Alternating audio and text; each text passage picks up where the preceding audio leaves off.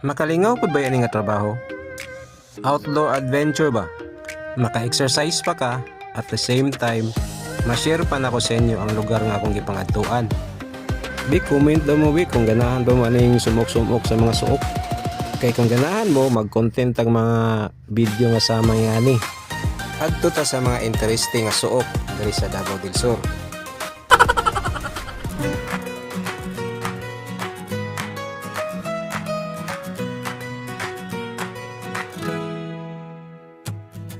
Bitbit ang mapa at lumang backpack, handang tahakin Ay, ng di pa. ang mga lugar sa duol wala ginato napansin.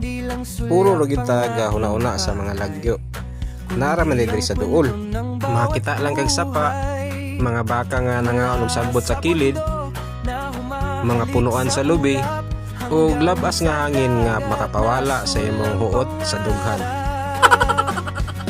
Okay, ganda ng mundong ibinigay sa bawat Kining atong probinsya, ang Davao del Sur, daghan pa kay ning mga lugar nga mga interesting nga pwede na to adtuan.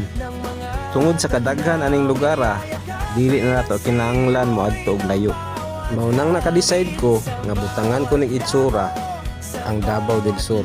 ay ang ganda ng likha. Doon ay buhay.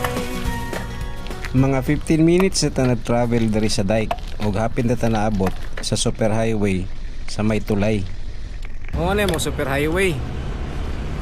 Diba ka na nga bus padulong ng Jensan. Ang opposite direction padulong Davao City.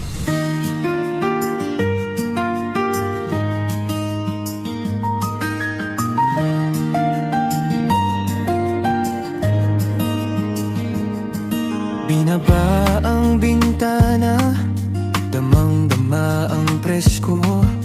Lunti ang paligid, tila pa humihinto. Ang bawat punong nadadaanan, kumakaway sa akin. Sinasabay ang saya sa daloy ng hangin. O kay ganda ng tanawin sa daan, walang pagmamadali, walang kailangang iwan mula sa bugha. Abot ginatong tulay.